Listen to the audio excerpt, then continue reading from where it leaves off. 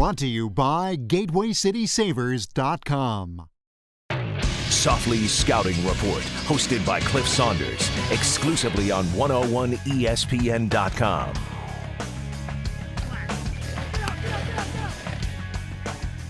Hello and welcome to another edition of the Softli Scouting Report right here on 101ESPN.com. Coming up on Sunday, the Rams make the trip to the Big Easy to take on the Super Bowl champion Saints. The kickoff at 3:15 alongside Tony Softli. I'm Cliff Saunders. Tony, let's kick it off. Last two wins for the Rams on the road. What does it tell you about this ball club? Well, it tells me that they can win away from St. Louis. They can win away from this dome here, the Edward Jones Dome. But really what it tells me is it's a team becoming a team. It's a 53 men strong, one heartbeat, and they're coming together as a team, and it's great to see. You spent the bulk of your career as a front office guy in the NFL in the NFC South with Carolina. You went to New Orleans every year to play the Saints. How tough is it to play in that Superdome with 70,000 screaming at you? Well, you know, anytime you're in a dome, it's loud. They pump in crowd noise. They say they don't, but they really do.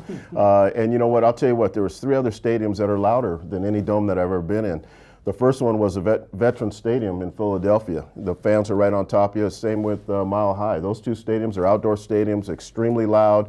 The fan base was right on top of you. But the one that's really the loudest and the most effective in the National Football League, and has been since they built it, is Quest Field out in Seattle. The 12th man out there is crazy loud. The way Paul Allen built the acoustics, the sound goes up and it comes right back down to the ground. So, you know, there's a reason why they lead in false starts out there in Seattle. And, you know, I would say Quest Field's even louder than any dome in the league. Saints have been red hot as of late, though. Their last couple of wins have been of the close variety. Thanksgiving Day against the Dallas Cowboys. Last week coming from behind at Cincinnati. What's been working now for Drew Brees and company that wasn't working earlier in the season? Well, first off, it was turnovers. Drew Brees threw a lot of turnovers. He had 4 against Cleveland, 3 against Arizona, both coming with losses. I think, you know, just the turnover differential has been the difference in them trying to make that transition back.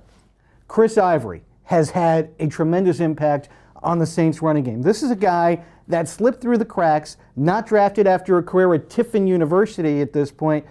How in the world did he slip through the cracks? How did 32 teams, up until the Saints picked him up, miss on this guy? Well, first, he's from Longview, Texas. He gets a scholarship to go all the way out to Washington State University to play there. He got in a little bit of trouble, okay? And then he was excused from his scholarship there. He followed a Washington State assistant coach out to Tiffin University, which is in Ohio. And didn't have much production there. So there's a couple things that went against him. You know, he was a transfer. He had some off the field issues. He had an injury at Tiffin. So all those slipped him underneath the radar. The guy's a good running back. He really is. But those things, that's what happens when, you know, when those guys don't get drafted. When you talk about the Saints, though, you talk about that passing game and Drew Brees. He's having a good year, but his interceptions are up. What's the difference between Drew Brees now and Drew Brees last year? Well, you know, I think what they're getting, I mean, this is a Super Bowl championship team. They're getting everybody's A game, okay? Drew Brees has 16 interceptions so far this year. He's playing very good, I think. I think a lot of the stuff is he's trying to squeeze too much into the window. You see him throwing into double and triple coverage a lot, and he's actually, the last 5 games, he's been very successful doing it, and the first 6 games he wasn't. So you can see the transformation on the running game coming on with Ivory. Now they're going to get Reggie Bush back, and Pierre Thomas is back. So, I mean, everything's starting to settle in so they can make that push.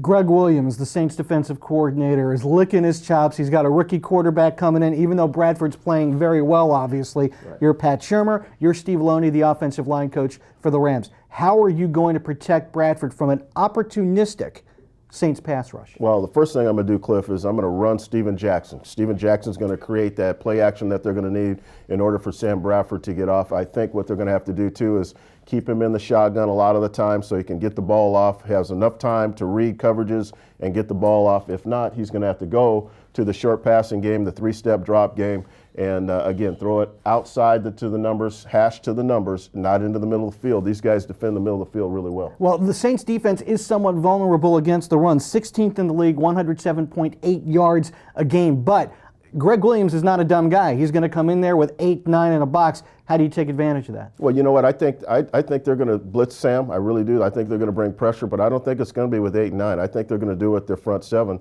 and bring pressure that way and then drop back. The Rams have shown that they have a very good short to intermediate passing game, and people are starting to respect that now.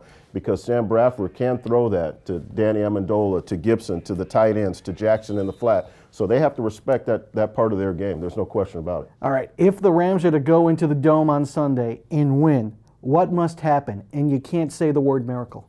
Well, it's going to be a miracle. It's going to have to be a miracle. I think these guys have a chance. Cleveland beat them, Arizona beat them, and the Rams are as good as both those two teams statistically and when you look at their roster. So I think anything can happen down there. I think they have to have ball control offense. I think Sam's going to have to throw it when they need to throw it, but they're going to have to let Steven Jackson run the ball, control that, keep Brees off the bench, and when they do have Brees on the field, they have to go hit him. They've got to hit him in the mouth. They've got to attack him. They've got to blitz him, but they've got to do it with their front seven. If they don't, and they bring up 8 to the box, he'll kill him. He'll kill him. He'll kill him. It's the Rams and the Saints Sunday at 3:15. Tony will join Randy Carricker and Rick Venturi for the pregame show at noon. Steve Savard and DeMarco Farr will have the call at 3:15. I'll have pregame with Jim Hannafin. Tony will join us as well for Softli's Extra Points on that. For 101 ESPN NFL analyst Tony Softli, I'm Cliff Saunders. This has been the Softli Scouting Report on 101ESPN.com.